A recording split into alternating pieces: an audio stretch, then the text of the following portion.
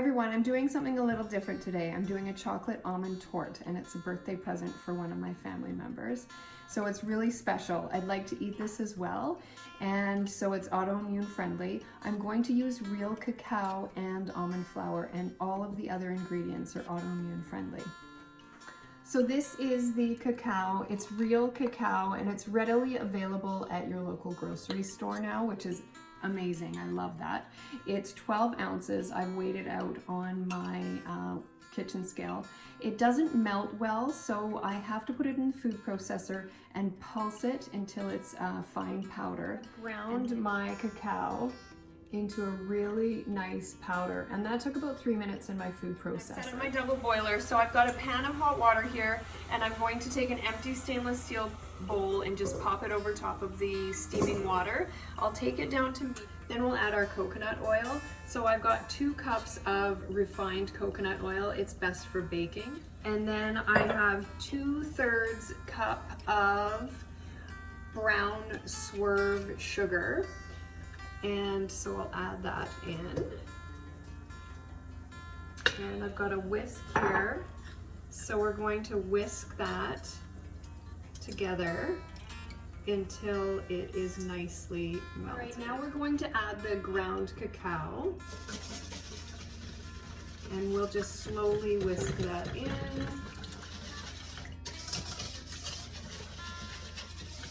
Well, here we go. It's really well combined, nicely combined there. And so we'll just take that off of the heat and let that sit for 10 minutes. And then... All right, we're back at the counter. So I've taken 2 springform pans, 10 inches, and I've lined them with parchment paper. In order to get the parchment paper to stick to the sides, I've just used some coconut oil to stick it like glue to the sides.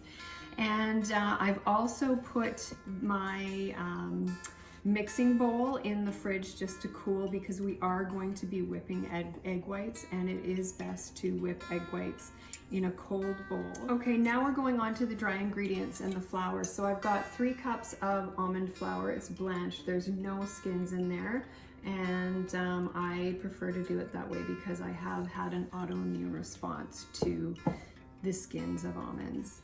As well, we have 1/3 of a cup of Swerve brown sugar, and it's very much the consistency of regular brown sugar, but it's good for you.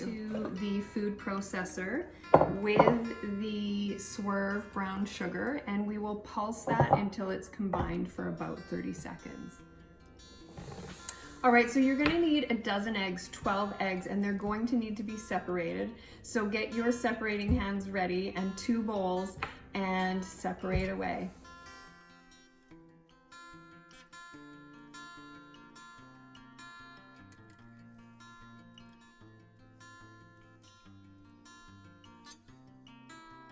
Our 12 egg yolks, and what you'll notice when you're separating them, if you have a really healthy egg, and you should be using pastured eggs because you don't want those chickens to be eating soy, corn, or wheat, or any other lectin-filled grain. So pastured means they eat bugs and protein, stuff like that. So they're eating what they should be eating, and then they're a really healthy chicken. So you'll notice when you're using that egg, that the egg yolk will be really strong, and when you're separating the eggs, it will not break in any way.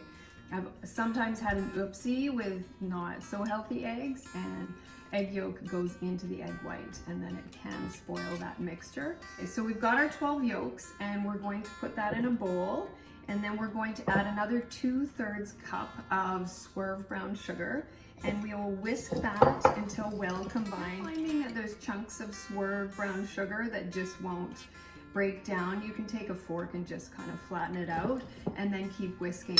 So now we've got our mixture of cacao, melted cacao, coconut oil, and sugar, and we're going to combine the egg ingredients with the cacao. So I'll just gently, slowly whisk this mixture together. And finally, we will add our almond flour and sugar mixture to the cacao mixture. Whisk that together. And once it's well combined, it looks like this. It's beautiful. The egg whites. So I'll put all 12 of my egg whites in the chilled mixing bowl. And then I will add half a teaspoon of salt and 2 teaspoons of lemon juice. We're now at the point where the egg whites are just holding a peak, and then we will add 1/3 a cup of white granulated Swerve sugar. All right, so the egg whites are now really beautiful and stiff. I did about 5 minutes on 6 to 8 before I put the sugar in, and then when I put the sugar in, I cranked it right to high, and it was another 3 to 5 minutes before the mixture became firm. And I would just keep watching it. You don't want to overbeat it. You want to make sure that they remain light and fluffy. All right, to start, I will take one or two large spoonfuls of this mixture and mix it in. You'll notice that the chocolate mixture, the chocolate almond flour mixture, has hardened a little bit. So this will allow it to just lighten up a little bit. And then we will mix the egg whites in thirds.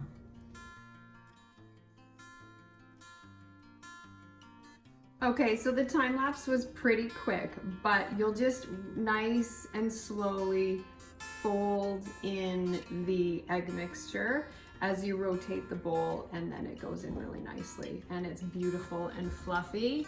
It's this incredible mix. So we're going to do half of this mixture in one springform pan and half in the other. As a reminder, I did line them with parchment, and I stuck the parchment on with coconut. In the oven now. You'll bake at 350 for 20 minutes. You'll reduce the heat to 325 and bake another 40 to 50 minutes. So check them at 40. If a skewer comes out clean, it's ready. Okay, so now for the icing. So you'll need to plan in advance. I would put 2 cans of coconut cream in the fridge for about 8 hours. Sometimes I'll do this overnight. You'll also want to make sure that your bowl is chilled. And I also use a hand mixer for this because then I have more control. So I pop these in the freezer with the bowl for about 10 minutes. Do not do a quick freeze of the coconut because it can change the consistency. Another item of note is you'll want to make sure that it's pure. If it has gargum in it, that comes from the gar bean, and beans generally have lectin. I would steer clear of the coconut milk with gargum in it, as it may create an autoimmune response in your body.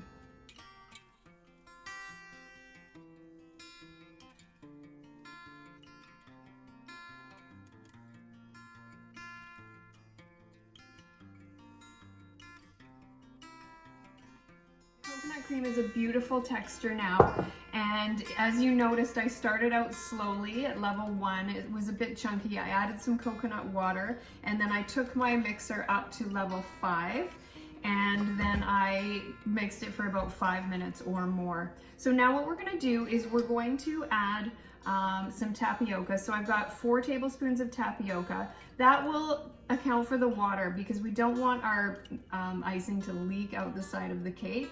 I've also got orange rind, organic orange rind, and I have 1/4 cup of Swerve icing sugar. You can use more if you'd like it a little bit sweeter, but today I'm just going to do 1/4 cup. All done, and it's this beautiful creamy texture. We are going to let it sit in the fridge for about 30 minutes to let it set, and then we can ice the cake. All right, here it is, everybody. I have a layer of icing on top. I've got some organic cherries, a mid layer of icing, a lower layer of cake, and a huge dollop of cream on the side. It is so good. Thank you, everybody, for joining me. Don't forget to subscribe to my YouTube channel, like this video, and comment. Have a good night. Bon appetit.